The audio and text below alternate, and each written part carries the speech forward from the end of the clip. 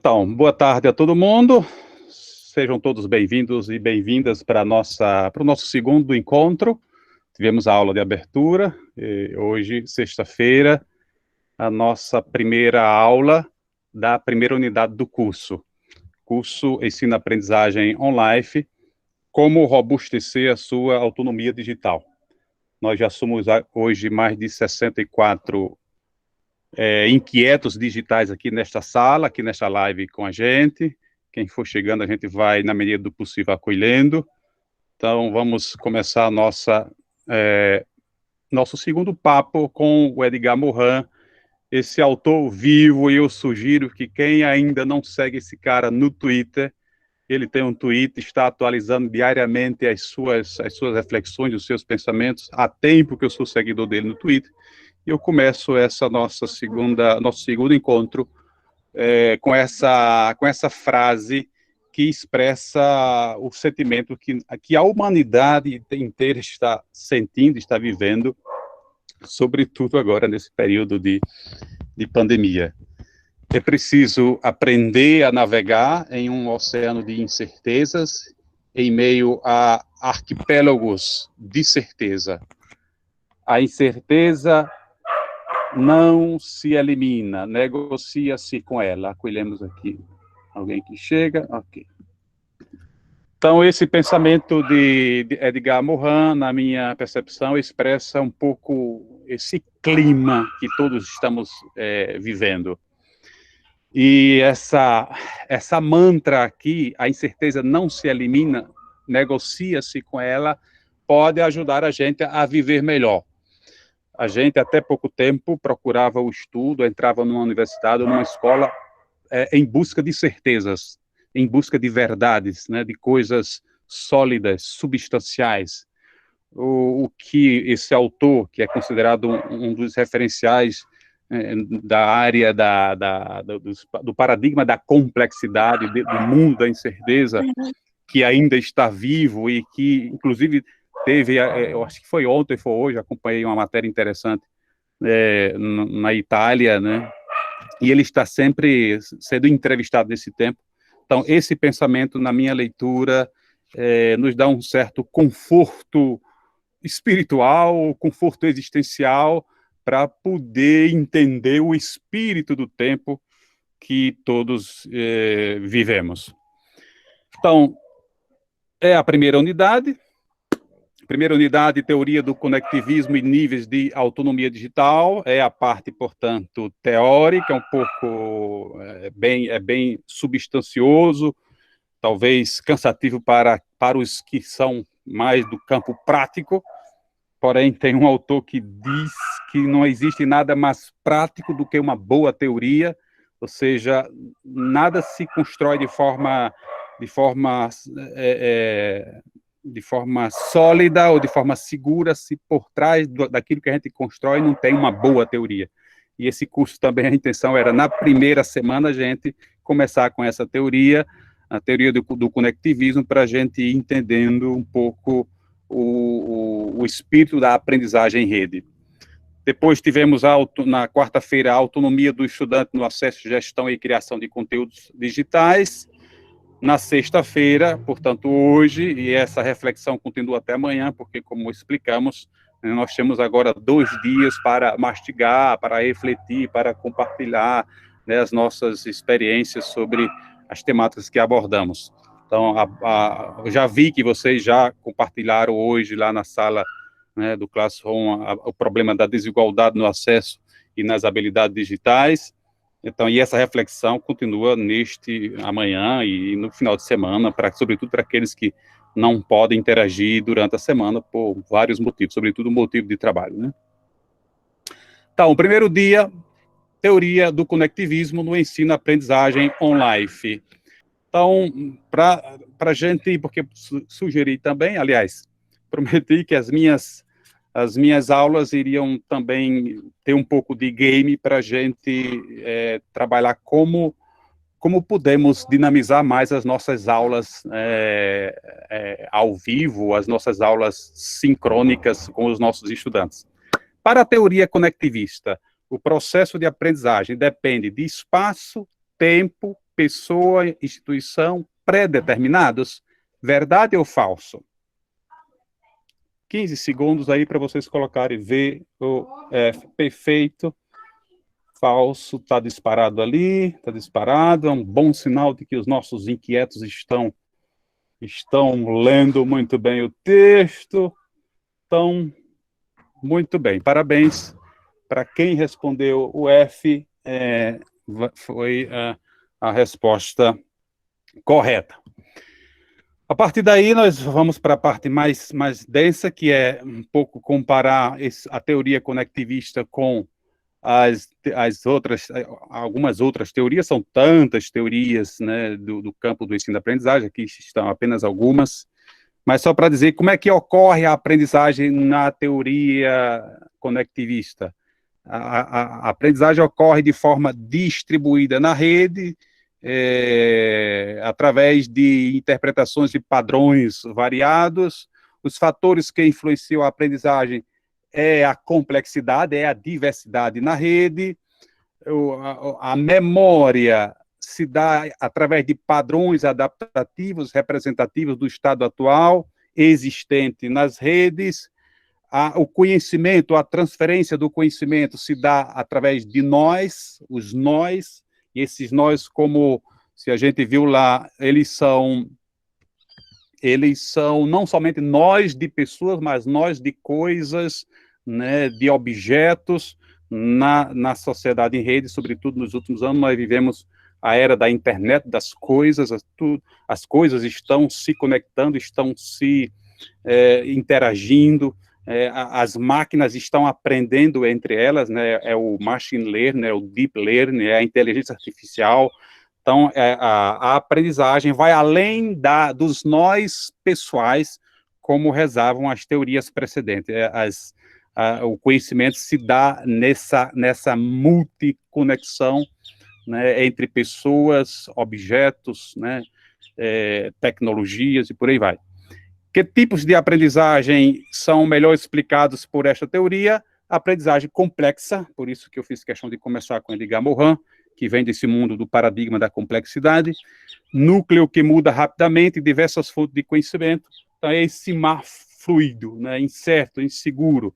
Né? Se antes a universidade ou a escola era lugar das certezas das verdades, hoje a gente é convidado a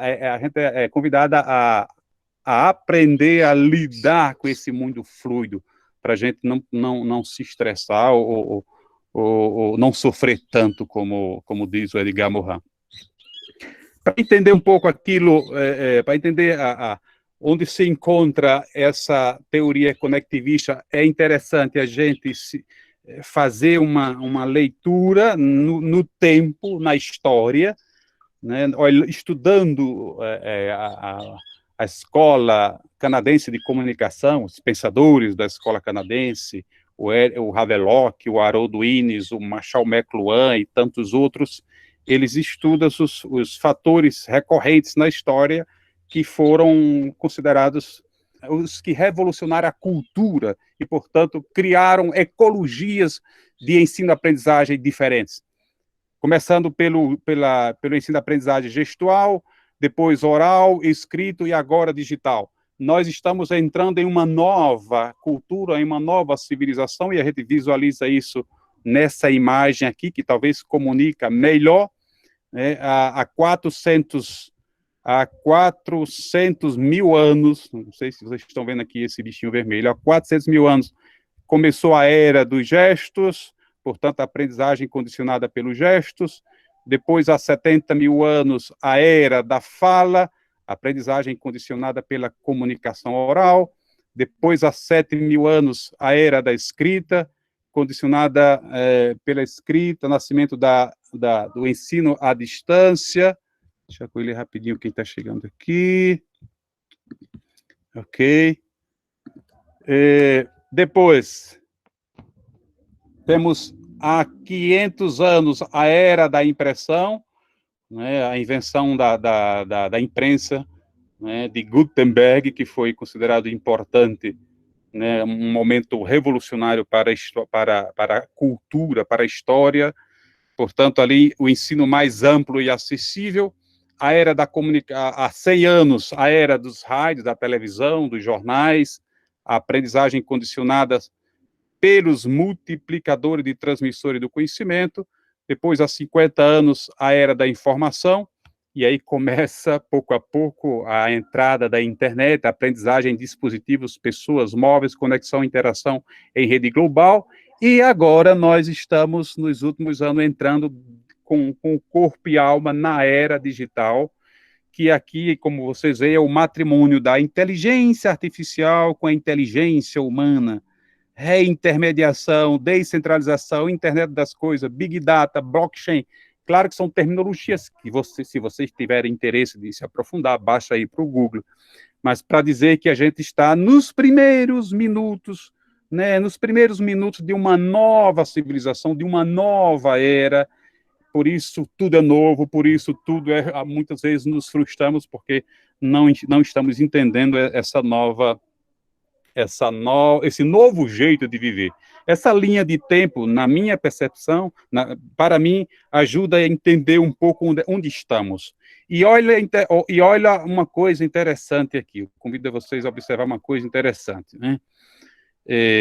Nesse quadro aqui. Em 2027, haverá 6 gerações de aprendizes na sociedade. Isso nunca aconteceu na história da humanidade. A mudança de uma mídia para outra sempre demorava séculos. No início demorava milênios, depois séculos. E agora, né, dos últimos anos aqui, demora décadas. E veja o que é que acontece, né, quantas gerações nós podemos contemplar dentro de uma mesma era, digamos, civilizacional.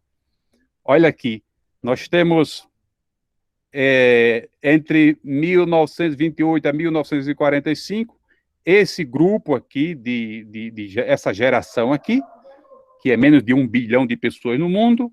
Depois, entre 1946 a 1964, nós temos aqui aproximadamente 1 bilhão de pessoas. Entre 1965 e 1980, aqui eu já me incluo nessa geração, nós somos aqui mais de quase 1 bilhão e meio de pessoas. Depois, entre 1981 a 1997, nós somos quase 2 bilhões de pessoas.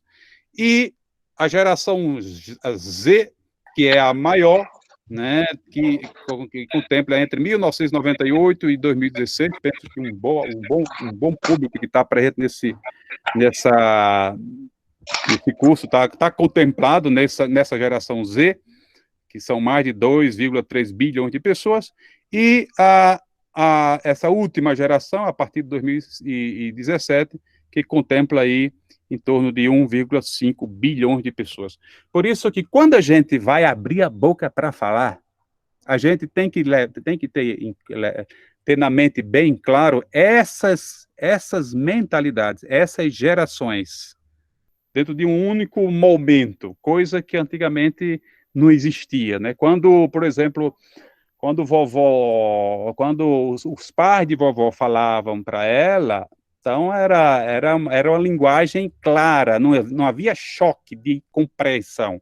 Hoje, quando vovó fala para sua bisneta ou para sua neta, parece que um fala japonês e outro fala português. Tem muita coisa, por exemplo, que a bisneta fala para a vovó, que a vovó fica pensando, mas o que é isso mesmo? O que é Instagram? O que sei lá, o que é YouTube, o que é... Ou seja, são gerações dentro de um único tempo em que tem uma grande dificuldade de compreensão, de convivência, porque são mundos perceptivos, mundos culturais diferentes. Então, ter em mente isso é importante para a gente não ficar pensando que aquilo que eu estou falando está sendo compreensível para o público que está na frente. Sobretudo nós que lidamos, por exemplo, nós padres, né, que celebramos para uma igreja de criança até pessoas de 100 anos. Né? Então, ali precisa estar muito atento, porque algumas palavras, vai lá que a gente usa aqui e que não faz nenhum sentido para quem está nos acompanhando. Vamos agora para algumas frases inquietantes que vocês colocaram aí na interação no Classroom nesta semana. Começando pela primeira temática, que foi exatamente o conectivismo.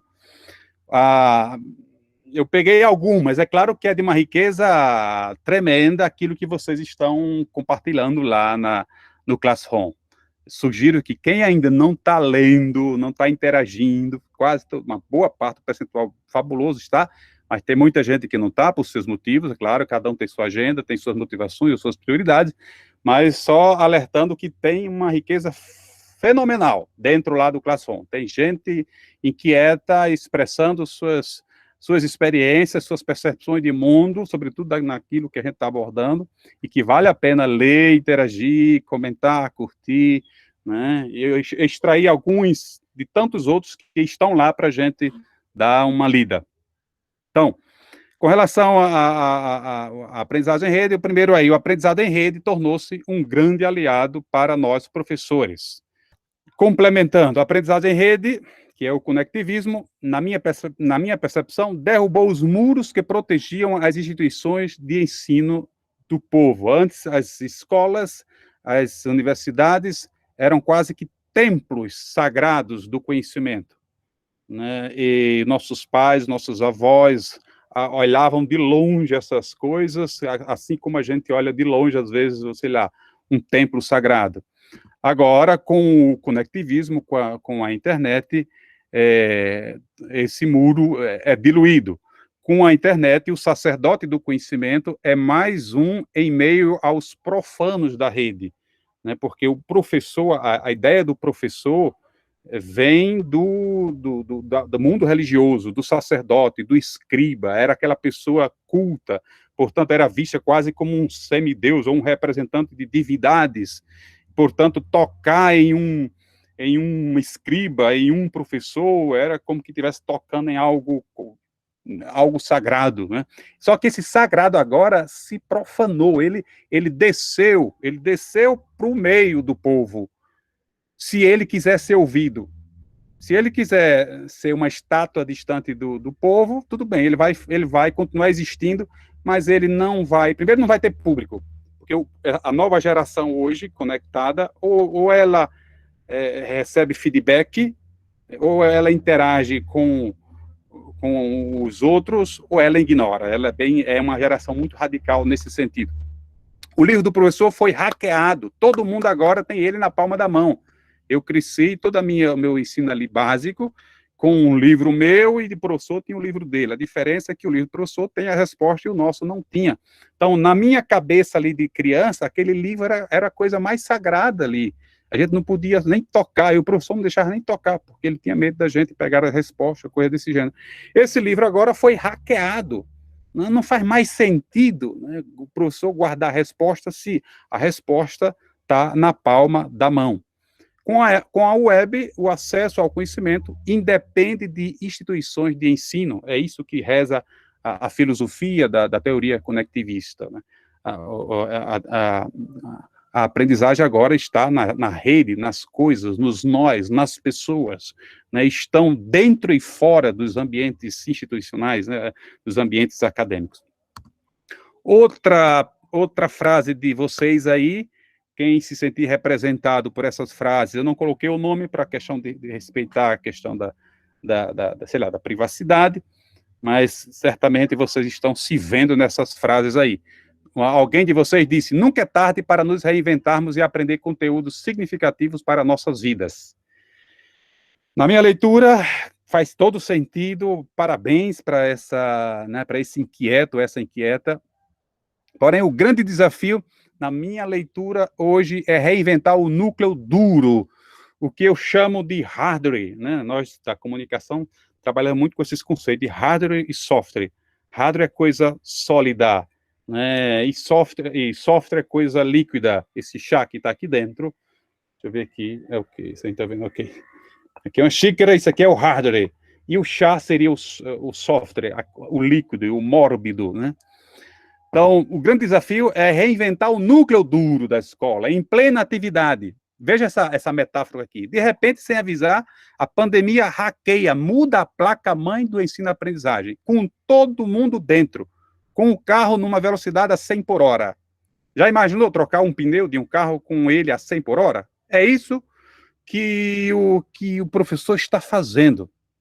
Por isso vocês são heróis, no sentido de que a pandemia vem, muda a placa-mãe, muda toda a estrutura padrão de ensino, e os secretários, os diretores, né, das escolas pegam para a gente e dizem, não, mas nós temos que continuar ensinando para a nossa garotada, né?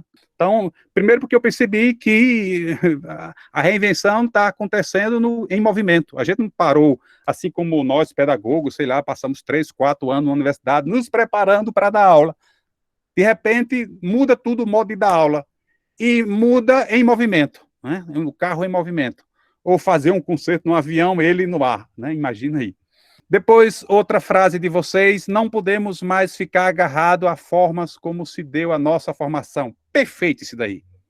Esse período de pandemia é uma oportunidade única para reconfigurar e redesenhar a história do sistema educativo. Não faz nenhum sentido continuar dentro de uma escola com práticas do século XIX. Prognóstico que estamos nos primeiros minutos da maior revolução das instituições de ensino dos últimos 500 anos. Isso aqui é um prognóstico meu. Visualizo a maior revolução. E estamos nos primeiros minutos.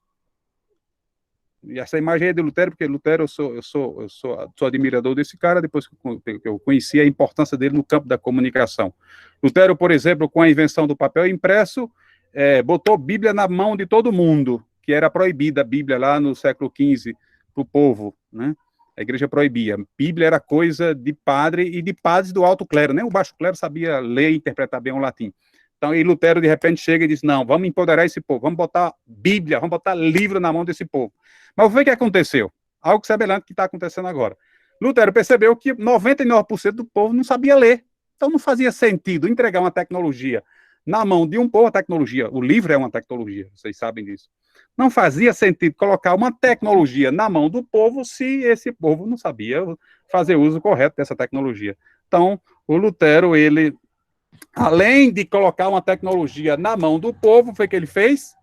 Criou escolas. Vamos educar esse povo, vamos ensinar esse povo a ler, para poder abrir os livros, sobretudo a Bíblia, e serem autores de si mesmo, não dependerem mais de interpretação de padre ou de pessoa nenhuma para poder ler e interpretar, não só a Bíblia, mas ler e interpretar a realidade, ler e interpretar o mundo, porque a chegada dos livros ali, com a invenção da imprensa, oxigenou a sociedade e foi, na nossa percepção, a principal causa das revoluções que vieram depois. Revolução Americana, Revolução Industrial, Revolução Francesa.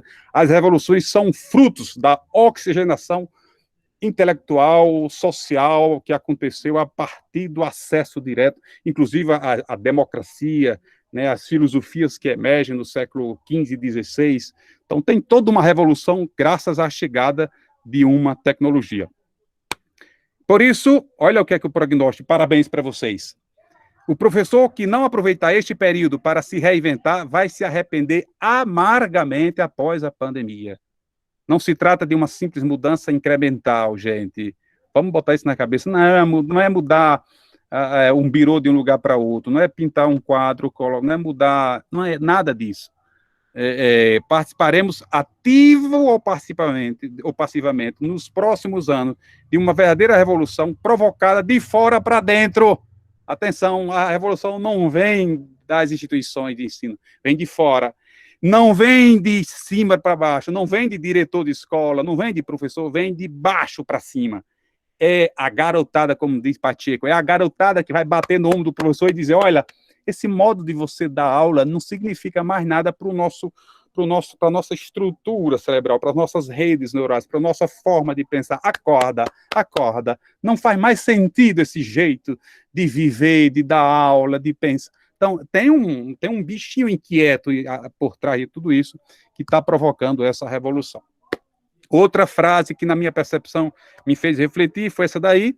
podemos instigar nosso aluno a buscar seu próprio aprendizado de uma forma prazerosa, visto que o educando se sente muito à vontade nesse mundo virtual.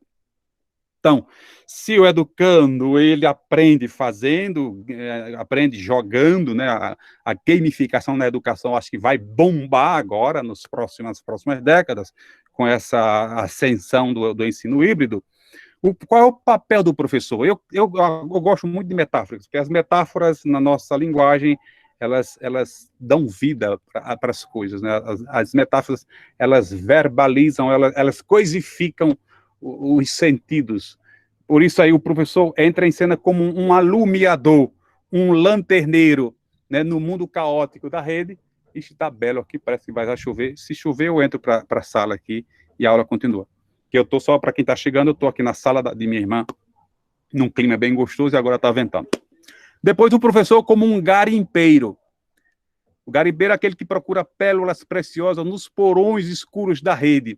Ele vai coordenar um pouco ali a equipe de garimpeiros. Os professores e estudantes juntos estão garimpando no mundo obscuro da rede aquilo que há de melhor nela. Ou o professor como um diretor de edição de filme. Não sei se vocês já viram alguma cena, já entraram em alguma sala de edição de filmes. Né? Para a gente editar um filme tem todo um processo, né? Para a gente construir um artigo científico, para a gente construir uma aula, tem todo um processo. Então, essa imagem do professor como um diretor de edição de filmes. E tem tantas outras metáforas que a gente poderia criar para explicar o professor que está emergindo agora com esse novo modelo de ensino-aprendizagem. Depois, olha outro detalhe aí de vocês importante, vivemos a era tecnológica e devemos nos apropriar dos mais modernos métodos de conectividade para alcançarmos os nossos objetivos.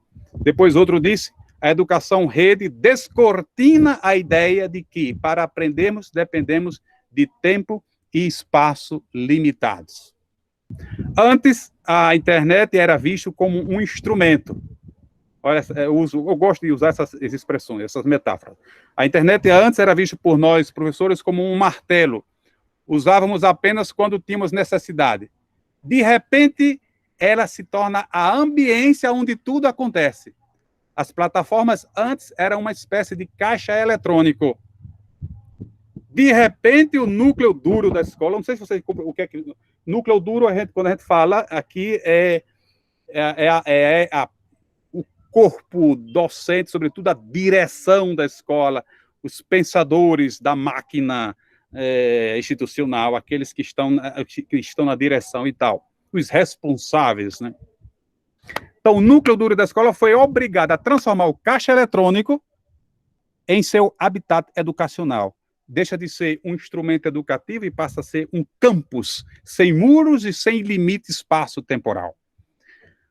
Eu usei a metáfora do caixa eletrônico porque a gente todo mês vai lá tirar o nosso dinheirinho, né? Então, a gente vai e volta. O que é que a gente fazia até agora, nossos professores? A gente usava a internet, depois desligava, desplugava, né? Tirava o cabo. E a aula continuava normal. De repente, a pandemia hackeou a escola. No sentido de dizer, não, hackear também é outra expressão, talvez não muito, mas vocês podem googlar aí.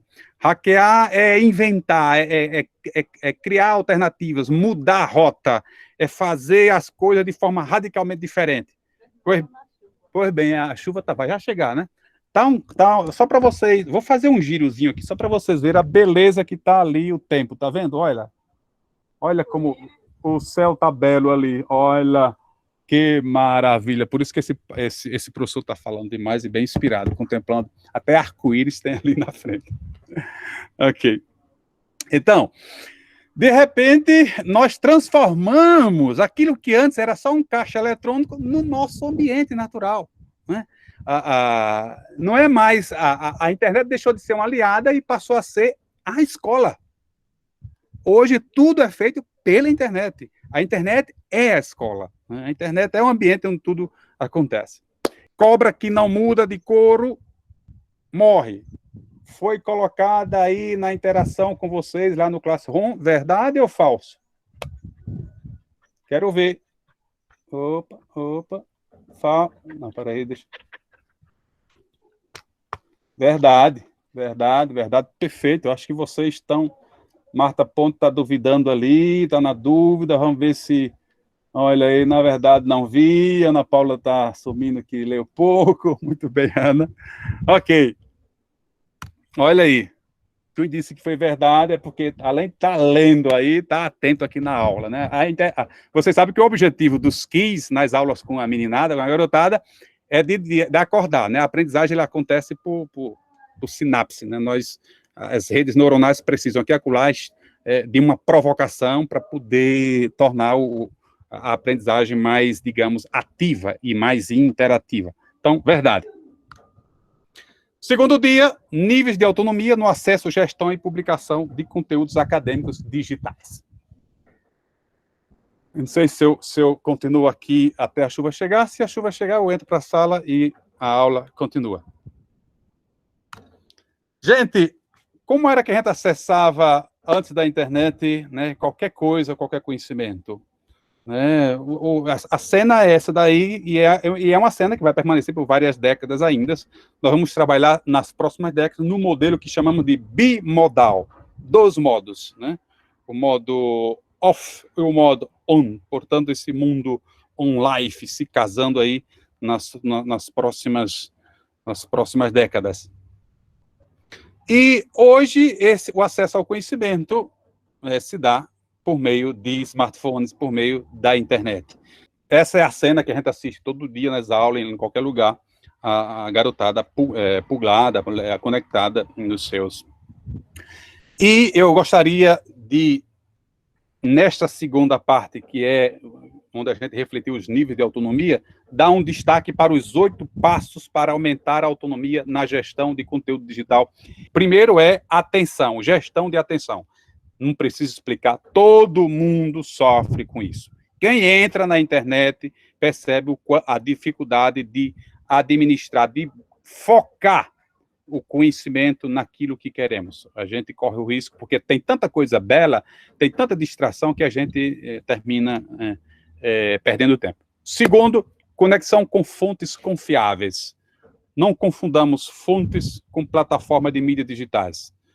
As perguntas que sempre devemos formular são: que fonte é confiável e por que é confiável? Que às vezes alguém pode dizer, não, mas eu extraí isso aqui do UOL, ou eu extraí isso da biblioteca de Oxford. Não importa, a confiança está na fonte, na pessoa. Quem foi a pessoa? E ali, se a gente chega na raiz de quem escreveu, aí a gente pode, digamos, elevar um pouco a nossa certeza com relação a nossa certeza, a nossa confiança com relação àquele dado. Depois, filtrar, que consiste em coletar a informação que importa para a minha pesquisa, e aqui espírito crítico não pode faltar, né? O filtro aqui vai variar de acordo com o mundo cultural de cada um. Mas esse aspecto aqui do filtro, ele é importante. Entre milhões de coisas, o que é que realmente importa? Esse verbo aí, importar. Né? O que é significativo, o que é mais relevante para a minha pesquisa. Depois, categorizar, que para mim é o aspecto mais importante. Depois, registro na memória por longo tempo. Nós temos diversos na internet que a gente pode usar para registrar nossas fontes. Eu vou pedir licença rapidinho a vocês para eu me mudar aqui para a sala, porque a chuva está chegando, graças a Deus, é o que mais a gente pede aqui na roça. Vocês vão dando uma respiradazinha, que eu vou botar minha mesa aqui para dentro. Ok. Voltando. Muito obrigado, minha irmã. Depois eu te dou um cheiro bem grande no olho. Se você trouxer mais uma alguinha, ou mais um chazinho daquele bem gostosinho de hortelã, eu te dou uns 10 beijos. Opa, esse aqui. Eu não te dou só um beijo, eu dou 1 milhão de beijos. Beleza. Ok. Então, categorizar, já falei da relevância, da importância para a nossa autonomia digital. Depois, registro na memória por longo tempo. Se a gente não tiver um local para registrar, não na memória do computador, vocês sabem, né? Acho que muitos de nós aqui já perdemos coisa porque a memória pifou, computador queimou, alguém roubou e tal. Então, hoje, se a gente quer guardar algo para a vida inteira, para o resto da nossa vida, o local mais seguro é a nuvem, é o iCloud, como a gente diz. E tem dezenas de empresas que oferecem esse serviço para a gente, né, dos mais variados preços. Depois, uma síntese. A síntese pode ser feita em um blog pessoal, Twitter, canal no YouTube, Facebook, ou a criação. Aquilo. Se a gente categoriza, guarda, e se a gente não fizer uma síntese, a tendência natural é, nos anos seguintes, né, 5, 10, 20, 30, 40 anos, a gente vai perdendo o controle de tanto papel, antigamente era papel, e agora é de tanto espaço nas nossas nuvens, digamos assim.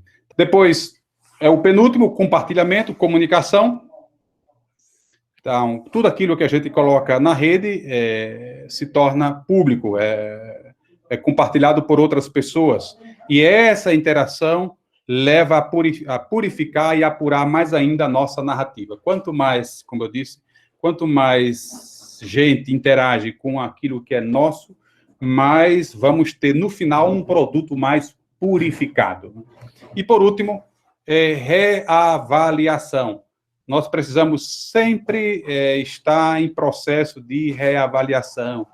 E aqui a meditação é importante, né, para nós que somos cristãos católicos, né, a gente tem essa prática da meditação diária, ou da oração diária, e para quem é do mundo normal, a reavaliação, ou o exame de consciência, para a gente ir redefinindo nossas prioridades, os nossos interesses, e filtrando aquilo que realmente importa para a gente.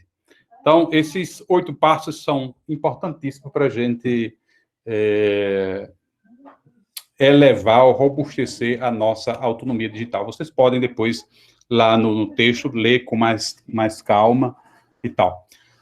Por último, aqui do segundo dia, das 10 propostas acima para emancipar a autonomia digital, que era a pergunta, qual delas, na sua percepção, é a mais relevante e por quê? As 3 mais votadas foram essa daí. Primeiro lugar, garantir por parte dos gestores públicos e privados internet gratuita de qualidade em todos os espaços internos e externos das instituições de ensino. Quem votou nessa daqui, por exemplo, quem escolheu essa daí, coloque aí no chat, se alguém escolheu esse garantir por parte dos gestores públicos e privados, diga aí, ok, só para a gente ir vendo se, tá vendo aí, Rose, Ana, Kaline, muita gente escolheu esse daí. Em segundo lugar, motivá-los a aprender na vida online. Incentivando-os à cultura da aprendizagem híbrida, ubíqua e perene para a vida toda. Muitas pessoas, né? Em segundo lugar, a Ana Kaline colocou aí o segundo lugar. Né? Veja que estamos bem representados aqui nessas 3 propostas mais voltadas. E, por último, permitir que cada estudante aprenda do seu jeito, cada um com os seus métodos de pesquisa nas ecologias digitais, tornando-se na pedagogia freiriana um fazedor do seu próprio caminho. Então, é claro que todos diziam lá, olha, das 10 propostas, é difícil até escolher, porque são relevantes. Eu penso, porque ali foi uma espécie de filtro que eu fiz da minha pesquisa de doutorado, resumi um pouco aquelas 10 propostas para a gente poder emancipar a cultura da autonomia digital dos estudantes. E, é claro, quando eu pensei ali os estudantes, pensei os estudantes de ensino superior. Minha pesquisa foi focada no campo, nos estudantes do ensino superior, sobretudo os estudantes da área de comunicação. E a problemática de hoje, a temática de hoje é esta daqui, que está sendo ainda discutida. Eu não tive tempo, digamos, de ver a interação de vocês. Vi que vocês já interagiram lá, muitos já interagiram. Vou curtir a partir de hoje, mas hoje e amanhã a gente pode continuar a nossa discussão com relação a essa problemática. Essas perguntas estão logo no início do texto. são perguntas que devem ser provocadas pelos professores, pelos diretores de escola, né? Porque não faz sentido oferecer, como fez Lutero, oferecer uma tecnologia como o livro impresso a um público se esse público sabe ler, né? Não faz sentido dar aula remota ou aula online se o nosso público não sabe lidar com esse mundo, ou não tenha internet, ou não tem apoio, e por aí vai. Então, essas perguntas, na minha leitura, nós todos devemos fazer, devemos interagir com a meninada, sobretudo nos primeiros dias de aula, vocês que ainda não estão dando aula, mas vão dar aula online, né? Porque a aula online ou a aula remota, como estão chamando, vai perdurar por um ano ou mais, né? Então, se quem ainda não está dando, vai dar aula, ou cedo ou tarde, vai dar aula. Então, essas perguntas devem estar colocadas ali nos primeiros dias de aula, né? Os primeiros dias de aula devem ser dias bem leves, né? São dias de acolhida, de empatia, né? A irmã Socorro está usando muito a expressão empatia. Pois bem, ela nunca foi tão importante como nos tempos de hoje, sobretudo a meninada, nós em geral, estamos muito fragilizados, nós estamos muito sensíveis, emocionalmente abalados, todo mundo está abalado, quem é humano não tem como não estar abalado nesse contexto. Por isso, o retorno das aulas online com essa meninada é de abraço virtual nos primeiros dias, é de empatia, é de perguntar como é que está a sua família, o que é que você está fazendo, o que você fez neste período, né? E por aí vai. Então, essas perguntas, elas são fundamentais, né, de serem feitas de forma bem empática. Esse dado aqui, levantado pelo Fórum Econômico Mundial, me chamou atenção, porque a tendência natural é a gente criar alguns preconceitos, sobretudo quando a gente não conhece algo, né, a tendência é preconceituar, estereotipar, né?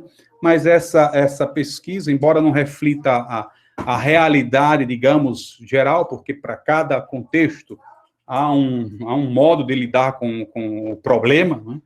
Então, mas me deixa bastante... Chegou aqui outro visitante da casa, que é o cachorro. Teria como... Wanda, teria como segurar o Chapolin aqui?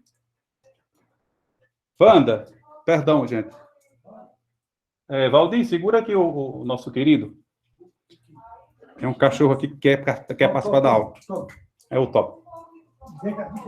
Muito bem. Então, veja aí, esse aprender no ambiente online é mais rápido, né? O e-learning requer menos de 40 a 60% de tempo para aprender do que numa sala de aula tradicional. Porque no ambiente online, os estudantes podem aprender ao seu próprio ritmo, voltando e relendo, saltando, acelerando. Então, cada um recria o seu tempo e, portanto, é uma forma bem personalizada, customizada de aprender. Outro dado é com relação à retenção do conteúdo. As pesquisas mostram que, em média, os alunos retêm de 25% a 60% do conteúdo em aulas online, em comparação com apenas de 8% a 10% em uma sala de aula convencional. Quando a gente pensa em sala de aula convencional, a gente pensa, nós que somos estudantes universitários, aquelas turmas de 30, 40 estudantes, salas grandes, escuras, um atrás um do outro, sem o professor falando lá com um slide, né, sem nenhuma interação, e se interage, não tem como interagir, o professor não tem como interagir com 40, 50 estudantes, o professor que tem 2, 3, 4 turmas numa universidade ou numa escola, não tem como criar a própria estrutura trava, a própria estrutura física, ou o modo que a gente encontra lá, não tem como criar esse espaço gostoso. Por isso que a aprendizagem é baixa, né? A aprendizagem, para render, digamos, precisa ser interativa, participativa, criativa, e por aí vai. Eu sou sincero a vocês, consegui meu doutorado em 3 anos na Europa, com pesquisa nos Estados Unidos e tudo, com dificuldades de compreender as línguas, porque eu falo mais ou menos a minha língua, português. O italiano aprendi, o inglês aprendi, o espanhol, as línguas que são obrigatórias lá para a universidade italiana, mas aprendi daquele jeito, né? Ou seja, me comunico. seja, eu consegui terminar em 3 anos graças à liberdade que eu tinha de aprender do meu jeito na internet.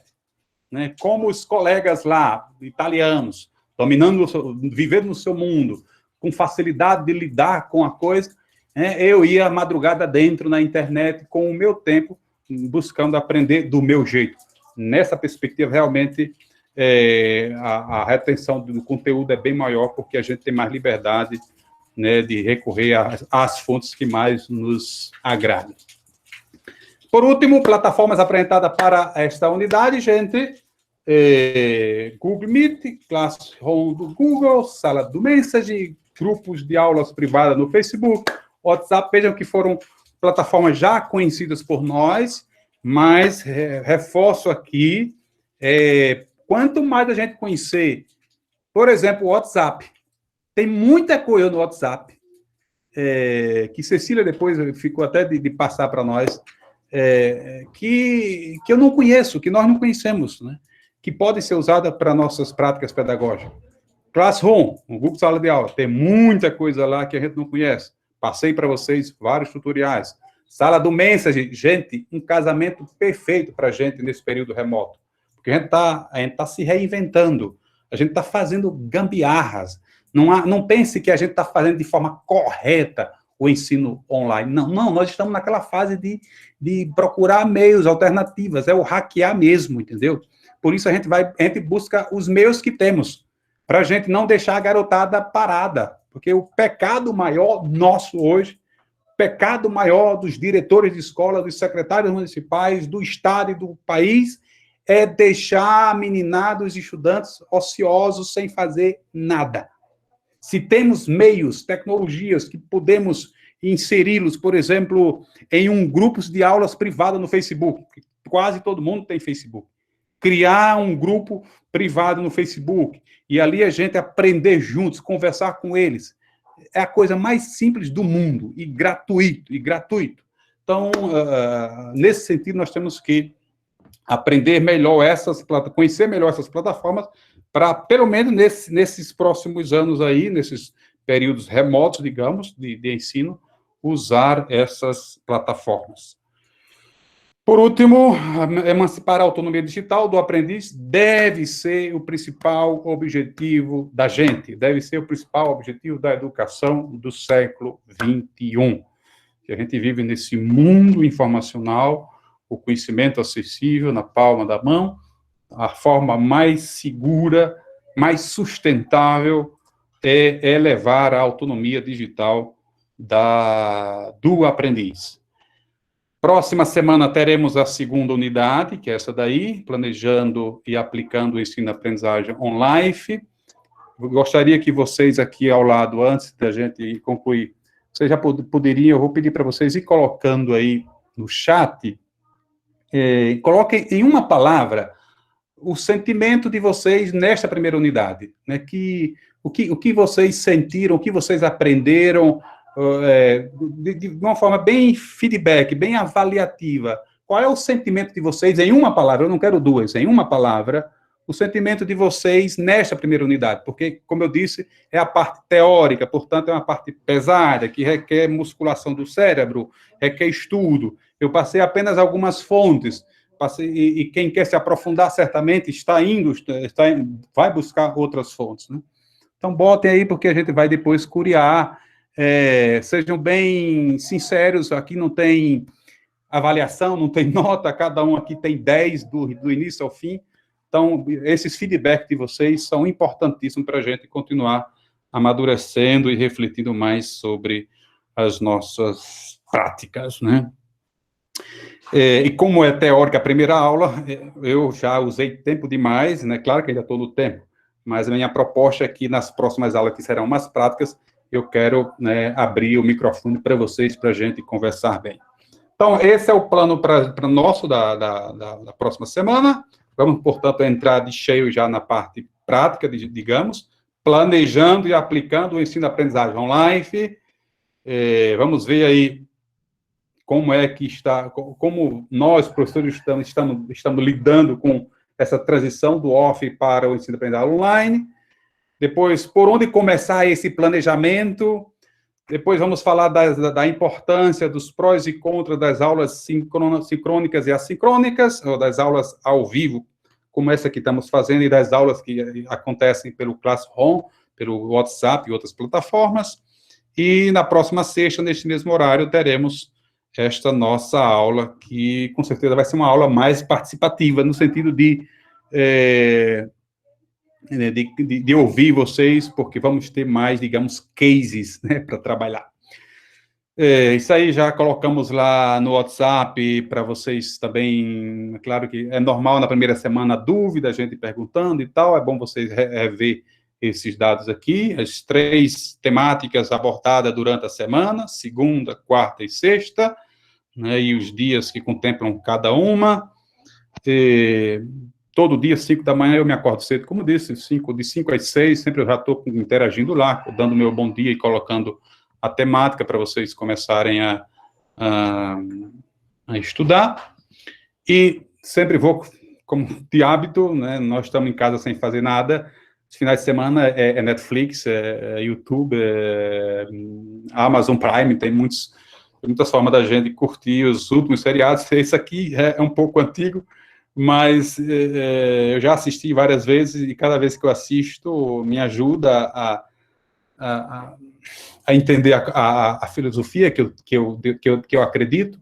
Né? Essa frase aí é Morfeu falando para Neo, portanto, não vou antecipar nada. Quem já assistiu Matrix, sugiro assistir outra vez, ou outras vezes, e como é bem filosófico, bem profundo, quanto mais assistimos, mais extraímos elementos. Né? Olha o que é que diz Morfeu. Você precisa entender que a maior parte dessas pessoas não está pronta para acordar. E muitos estão tão inertes, tão dependentes do sistema, que vão lutar para protegê-lo. Então, isso existe, né, sobretudo nas instituições sociais, entre elas a educação ou a escola. Então, talvez isso possa ser eu, ou pode ser você, que está resistindo, é normal. Mas a pergunta é, faz sentido continuar preso aos modelos paradigmáticos, ou às práticas pedagógicas, ou ao jeito de ser e de viver, se a gente está mudando de forma não incremental, mas de forma radical o modelo de ensino-aprendizagem? Muito bem, vamos agora, vou fechar aqui a nossa apresentação. Era essa a minha participação, ou o meu resumo para o dia de hoje. Parece uma radiografia, vamos ver aqui os comentários.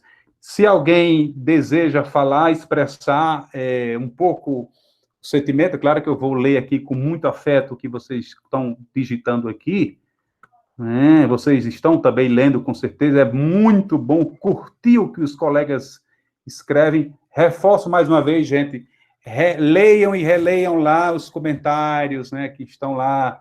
Tem muita gente aí, a Socorro Girão, que está aqui no centro da minha tela, é uma figura brilhante, estou apaixonado lá pela participação dela e de muitos de vocês que estão aí engajados. Para mim é prazeroso, sabe? Não tem coisa mais prazerosa entrar lá no Sala do Classroom e ver comentário de vocês. Não importa a natureza, o importante é interagir, né? O importante é a participação. Alguém de vocês quer expressar alguma coisa, fazer algum comentário, além desses que estão saindo aqui, né? Fazer alguma pergunta? Sintam-se, vamos gastar aqui mais 1 minutinho, mais 2 minutinhos, para que vocês... Socorro Girão ligou o microfone. Fala, minha querida. Como é que a gente curte, assim, no Classroom e lá no Meet? Eu não consegui... Aliás, a curtição não tem, digamos, aquela curtição que a gente tem lá no Twitter, lá no Facebook, a gente não tem nem aqui no Google Meet. Aqui você pode fazer referência, né? Gostei, por exemplo, Augusto Lívio disse aqui, sofro no esforço de tentar me reinventar na prática de ensino e aprendizagem. Minha cabeça é muito tradicional. Fantásticos aqui. Aqui a gente pode... Beleza, Augusto, essa fala me representa, acrescento isso. Nesse sentido, entendeu, Socorro? As outras, por exemplo, Crisanto Borges acabou de dizer, obrigado ao Zeneide. A Zeneide, como está no chat, já viu isso aí. Então, interação é isso aqui, a gente está lendo, está acompanhando, está curtindo, né? Está ajudando, está aplaudindo. Maria Zeneide acabou de aplaudir Crisanto aqui. Augusto disse isso, imagine eu. Então, veja, a interação, ela fica gostosa, prazerosa, quando a gente vai conversando, né? Digitando, né? Ou como, por exemplo, a sala que é grande, somos 55 ainda aqui na sala. Então, se a gente abre para todo mundo falar, naturalmente vai ter muito eco, e a gente, né, por isso que o chat ajuda muito nesse sentido. Mais alguma pergunta? Mais alguma participação? A chuva já passou, mas deu uma neblina gostosa. Eu queria fazer uma pergunta para os professores. É uma curiosidade que eu tenho. Como vocês acham que a sociedade vai olhar para o professor nesse período, vamos dizer assim, do novo normal, que chamam, ou pós-pandemia, que a gente ainda não sabe exatamente como será, de fato, reiniciado o processo de aprendizagem e tal. Mas como vocês acham que depois dessa fase, né, que houve ali o pai ensinando e tal, como vocês acham que, de fato, vai ser a visão dessas pessoas para a profissão do professor e para o professor, de uma forma geral? Cecília, eu acho que a família vai ter outro olhar para o professor, porque a gente se depara, né, com famílias dos nossos alunos, e eles dizem, né, dão um depoimento: vocês são as guerreiras, vocês são as heroínas, porque eu com filho 2 estou em arte de perder meu juízo, imagine vocês com 20, com 30. Eu acho que o olhar da família e também da sociedade vai ser um pouco diferente para o professor, vai ser um olhar com mais, como eu posso dizer, um olhar assim mais... Reconhecimento, né? De reconhecimento, isso, obrigada aí pela ajuda. Mais de reconhecimento, né, de dedicação. A desvalorização por parte de alguns ainda continua, né? Pelo menos os gestores, a gente não vê o gestor, nem os municípios, nem os estados, nem mesmo o país, eles não... A educação não é prioridade. Para muitos, eu não vou dizer todos, porque assim a gente exagera, né? Mas uma boa parte não é prioridade, então a gente ainda vai ter essa parte ativa. Só comentando como a revolução, como o professor comentou, ela vem de baixo para cima, eu acho que também isso vai ser ressignificado. Os governantes vão ver o quanto a sociedade vai valorizar o professor e vai passar a valorizar também. É uma tendência, porque é o povo que define o governante, né? Ou pelo menos eu espero muito que isso aconteça, mas é muito mesmo que a educação no nosso país seja prioridade. Muito bem. Olha, certamente o papo aqui renderia a noite toda. Esse papo pode continuar lá no WhatsApp, pode continuar lá no Classroom. Nesse final de semana, é claro que final de semana é para Netflix, é para a gente relaxar, mas eu sempre relaxo também nesse campo, porque eu estou aqui relaxando, né? É um campo que me interessa e é prazeroso. Então, vocês podem continuar esse papo que Cecília introduziu, tanto lá no WhatsApp, como lá na sala de aula do Google, né? Quem ainda não entrou lá acho que há poucas pessoas, talvez 2, 3 ou 4, que não tem ainda o nome lá. Quem ainda não entrou e gostaria de entrar, sinta-se acolhida, né? Sinta-se à vontade também para interagir lá na sala lá no Classroom. Então, gente, meu sentimento é de gratidão. Por mim, nós já temos aqui o tempo estourado. Claro que se eu abrir aqui teria mais interação. Eu me sinto já contemplado e muito feliz com o nosso encontro de hoje.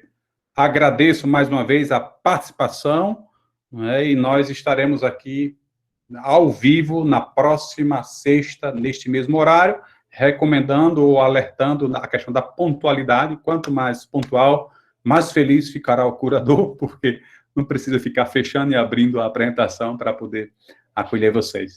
Tá beleza? Tenhamos todos um final de semana estupendo, abençoado, com saúde, com serenidade, com paz.